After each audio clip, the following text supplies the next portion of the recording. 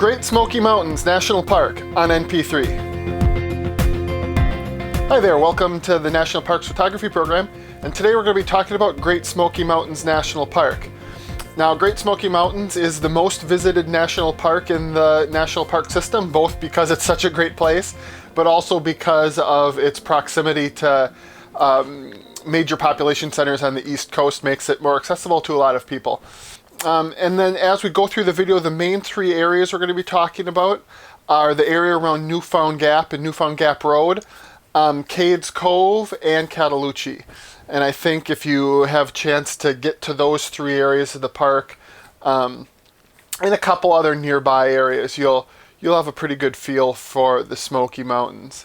One of the first things to take into consideration when you're planning a visit there is the seasons.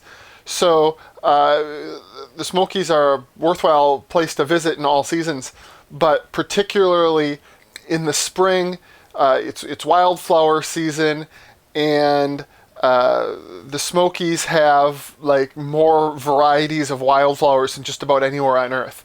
So for people who really like to see wildflowers, or if you're doing macro photography of flowers, or just as a photographer you want those flowers as foregrounds in your landscapes, you'll want to think about a spring visit to the Smokies. And then obviously in the fall you have the fall colors, and so there's obviously lots of spectacular color and views in the fall. So I think those are two of kind of the highlight seasons, although as I said, a visit any time is worthwhile. The one thing to think about both in the spring and the fall is because of the elevation change within the park, different, spring and fall will come at slightly different times to different areas of the park. So if you're looking at the spring and the wildflowers, depending on the particular type of flower and the elevation that it's at, those flowers may be in bloom earlier or later in the spring, and you'll want to do some research and find out, if there's particular areas you're interested in visiting or particular flowers you're interested in seeing. What's the normal time for those particular flowers to bloom? And then of course within that, depending on how that given spring is and how rainy it is and what the winter's been like and all these factors, there can be variation. So it can be a little hard to time, if you're planning out, if you're traveling from a farther distance to the Smokies, these things can be a little bit difficult to plan. And it's the same with the fall, where again, because of the elevation change, the higher elevations being a little cooler, we'll start seeing the fall colors earlier than the lower elevations. And then again, any fall, exactly where that those windows happen can vary by a week or two. So, with the fall colors, it may make sense to just kind of shoot for the middle and hope for, the best fall color possible somewhere within the park, because you do have that range. So you're not going to catch the whole park with bright peak fall colors, but you can catch certain areas and do get some really great images anytime during the fall. So those are kind of the big seasonal things to worry about. And then the other thing to consider before I get into the areas of the park is being the most popular park or the most visited park in the system, especially Newfound Gap Road can be just super, super packed with vehicles. It can be really hard to maneuver through the park in any kind of timely fashion. Actually, not just Newfound Gap Road, the Cades Cove area, because it's a one-lane, one-way street through most of it, or road through most of it, can get really backed up. So how you plan not only the timing of your visit, because it'll be pretty busy most any time, but how you plan your days in the park is going to be important, and we'll talk about that. The Cliff Notes version is, if you can get to your things you're most excited about at dawn or as soon as they open, that's going to benefit you, because, once you get into midday, the crowds can get really, really thick, and access on the roads can be very difficult. So I'm going to start then with Newfound Gap Road. And so if you think of the Smoky Mountains more or less extending in an oval shape from east to west, kind of the long way going east-west. The Appalachian Trail and the Continental Divide runs kind of along that ridge going lengthwise from east to west, and the Newfound Gap Road kind of splits the park in half going from north to south. So on the north end you have Gatlinburg, Tennessee, and then on the south end you go into North Carolina, and you're not too far from Asheville, North Carolina. On the south end, and then that road from the south end continues and connects into the Blue Ridge Parkway, and so you could take the Blue Ridge Parkway clear up into Shenandoah National Park. So that's kind of a great trip right there if you've got, sort of a week or so to do the Smokies and Shenandoah, and the Blue Ridge Parkway is amazing. But leaving in Gatlinburg, before I go on to the whole road across, Gatlinburg's kind of a crazy place. It's like super touristy, but it is not a bad base for the park. If you're, so there's kind of a shocking thing because it's this, really dense with touristy shops and attractions, and so coming out from the park, a day in the park and in nature into Gatlinburg, I mean, it can be kind of a shock to the system, I find. But it also is nice because you have a lot to eat and lots of places to stay, and it is literally like right outside the park. So it does make for a good base. And then, so moving south from there, you'll go past the visitor center and up to Newfound Gap. And so Newfound Gap has access to the Appalachian Trail. So if you want to hike a small section of the Appalachian Trail, the section from Newfound Gap out to Charlie's Bunyan and back is a really nice day hike, and with some excellent views. And Charlie's Bunyan is kind of a rock outcropping, so it's kind of a good place to stop and have a little trail picnic and do some photography out there. So I mean, that's kind of a good recommendation, I think, for getting a slice of the Appalachian Trail while you're in the Smokies. But also Newfound Gap is a really great place for those dawn photos. So kind of the iconic image, at least in my mind, of the Smoky Mountains is those layers of hills going off into the distance, and then with the vapor and the fog, sort of rising from the valleys between those layers. And Newfound Gap is a place where you can get that, and especially at dawn, because you want to be shooting, to get that look, you want to be shooting back in towards the sun, so you get the silhouettes, and then so that you get that light being diffused as it comes through the vapor in the valley. So Newfound Gap is a good place if you're looking for that sort of image. Another good place to go in the area, if you just sort of just past Newfound Gap, is the road up to Clingman's Dome. And so that's even, sort of a more panoramic view of the surrounding area. And so that's a good place either for sunrise or sunset, and there's some good hikes that head out from there. I've gone down to Andrews Bald from there, which is a nice hike. I actually like the Charlie's Bunyan one a little better, but they're both nice hikes. And so, good sort of panoramic views from either spot for sunrise and sunset. And then I've had some really good luck from Newfound Gap. I was there doing a fall colors visit, and just really nice with those ridges having the splashes of fall color in them to add that little extra element. I thought really worked well. And then one other thing to look out for in that area that I really enjoyed is just not off Newfound Gap Road, but just outside of Gatlinburg, is the Roaring Fork Nature Trail. And so this is a one-way loop road, and it has some of the sort of like log cabins that were in the area before it was national park, and really pretty and nice to visit, and some short trails. And then there's I want to say it's maybe a 3-mile round trip trail to Grotto Falls that you can catch off of that one-way motor nature trail. And Grotto Falls was really, it's just a very nice, there's a lot of waterfalls in Great Smoky Mountains, but this is a very nice one. It's kind of the right level of accessibility where it's, not just off the road, but it's not, super far to get to.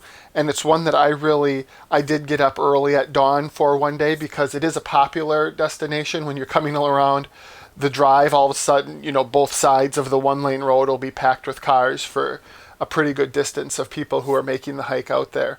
But when I got up and did it at dawn, I was the first person out to the falls, and so I was able to kind of explore the falls a little more and find angles that were that worked really well in that area without having to get other people in the shot or having to work around other people, things like that. So, and then the falls are just fun because they're called Grotto Falls because you can kind of walk. The trail goes around behind the falls where the rocks are carved out. So there's kind of that little grotto area behind the falls, which is really fun to visit and fun to see. So. And that's that's not something that's going to take you, even if you just catch it in the middle of the day, if there's a lot of people there, it's a fun thing to go see. So a recommendation there.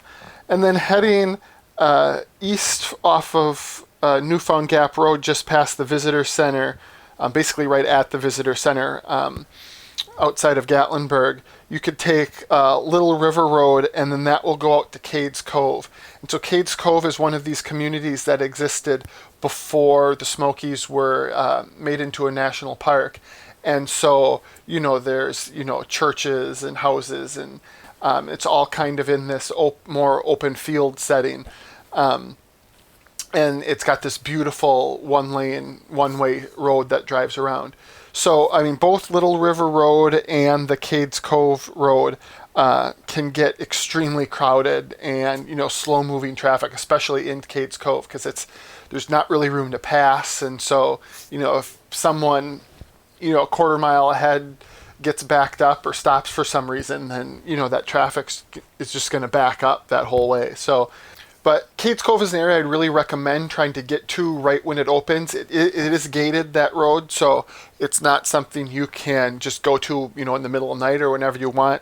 There is camping there, so if you're camping, you have a little more access, I believe. But it is someplace, if you get there early, start your day there, I think you'll be happy you did. One, because it's going to be beautiful. It's really a beautiful area. But also just to avoid the traffic, it can be a real headache. It's beautiful, but it's a beautiful frustration is what it can become, especially during the summer and, midday with all the traffic going through there. So, hit that at dawn if you're able. And then, it's just a beautiful place to take images that incorporate, these buildings into the surrounding, mountainous settings. Again, spring and fall, you're going to have extra color in the area that you can take advantage of in your images. There's lots of, just along the road, using the road, there's beautiful, because it is a really pretty, it's a paved road, but it's really pretty, the setting it's in and some of the fences, and there's some beautiful trees, that have some space around them so you can shoot the tree with, a field and the mountains behind them. So there's just a ton of things to think about there. Lots of foregrounds, lots of different types of subjects. So, I think it's a must-see if you're going to the Smokies to get to Cades Cove. But, it's probably the number one thing I would prioritize if you have, a short visit there. And you're looking, okay, where are the places I want to hit at dawn? I would prioritize Cades Cove first, both for aesthetics and to avoid hassles, and then look at trying to get up to Newfound Gap second. The difference being Cades Cove is still going to be a little more crowded at the end of the day, and you're going to be rushed out because it closes and things like that. Whereas Newfound Gap, the drive up there can be more crowded on Newfound Gap Road during the day. But once you're there, you can still hike and see things, and I think you're going to have a better experience and have opportunities for better photography throughout the day up there. So, or more enjoyable photography throughout the day up there. So, that's kind of how I would try to prioritize those two areas for, if I have a limited number of early mornings in the park. And then the third area I wanted to talk about, the main area, is Cataloochee. And so this is way over in the western side of the park. And in fact, you have to kind of go around. Well, you don't have to go all the way to Interstate 40. Interstate 40 cuts sort of parallel to Newfound Gap Road, except just on the eastern edge of the park.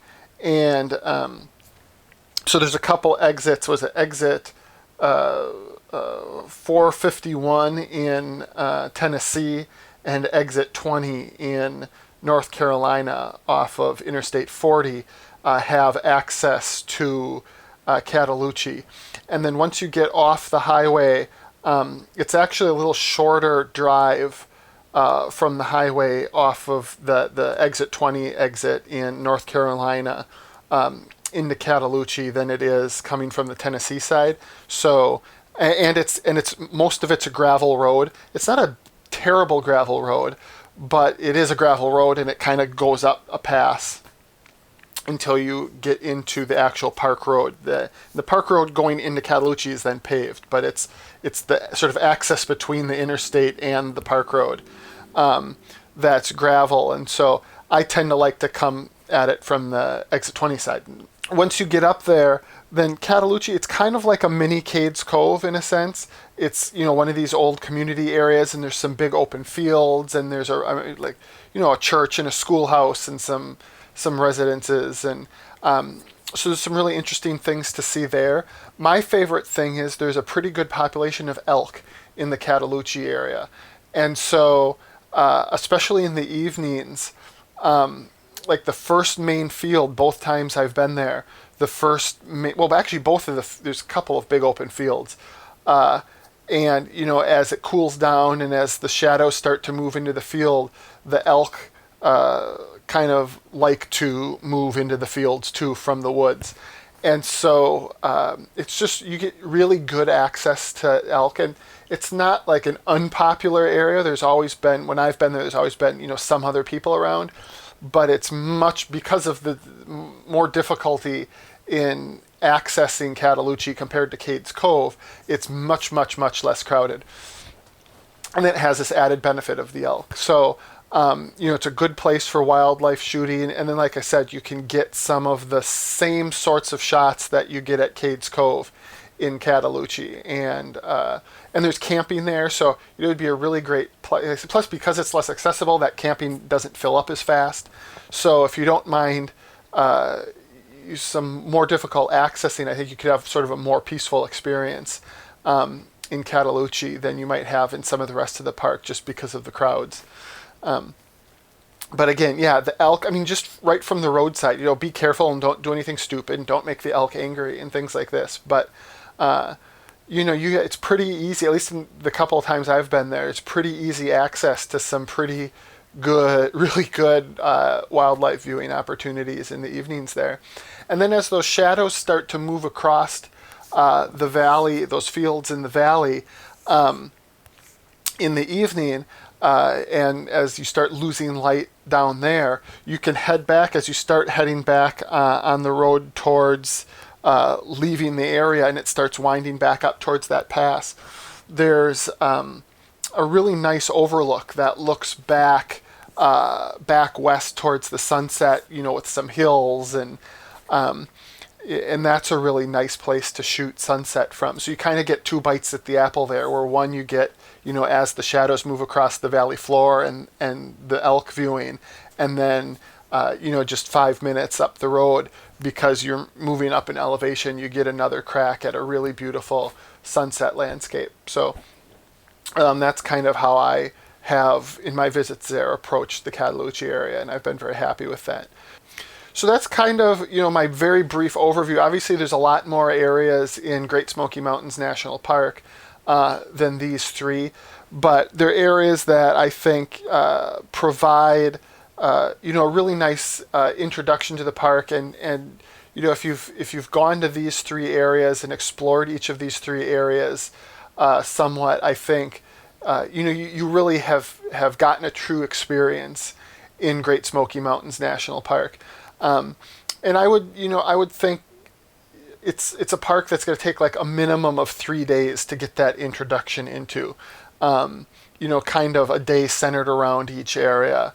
And then plus, some of like the Grotto Falls and, some other side things. So to see that, but it's one that's really pushing it. I'd say a week's visit to the park. And that's one of the nice things, I mentioned Gatlinburg and it's very touristy in that, but it does give you a chance to kind of take sort of a vacation from vacation, instead of, being out, if certainly there's plenty of opportunities to spend, a week or 2 weeks or a lifetime just in the park and camping and being surrounded in nature. But, I would think especially if you're traveling with a family, having that sort of dichotomy where you can go. And a lot of these places I'm talking about, don't require major hikes to get to things or anything like that. So you can have sort of fairly comfortably a really true parks experience, but then there's, rides and fun things to do, and you can take the gondolas up to Gatlinburg, and there's like a little amusement park, or if you're there in the winter, there's skiing. So it does give you that nice combination to really make a full vacation out of it. And then also the photographic opportunities, prioritizing dawn at Cades Cove. If you have a second dawn, Newfound Gap, but that works for sunset, beautiful, especially Klingsman's Dome, some beautiful sunset scenes there. And then spending, an afternoon over at Cataloochee, I think, you're going to really come away with some outstanding photographs looking at those areas too. So if you've been to the Smoky Mountains and, I'm missing something really important, or you have something you'd like to add to this, make sure to add that to the comments below. I'd love to see that. If you like this video and it's useful to you, make sure to give it give it a thumbs up. And if you want to see more content, overviews like this of national parks or other photography topics, make sure to subscribe to this channel so you don't miss out on those. That's all I have for now. So until next time, thanks for watching and have a great day. Bye-bye.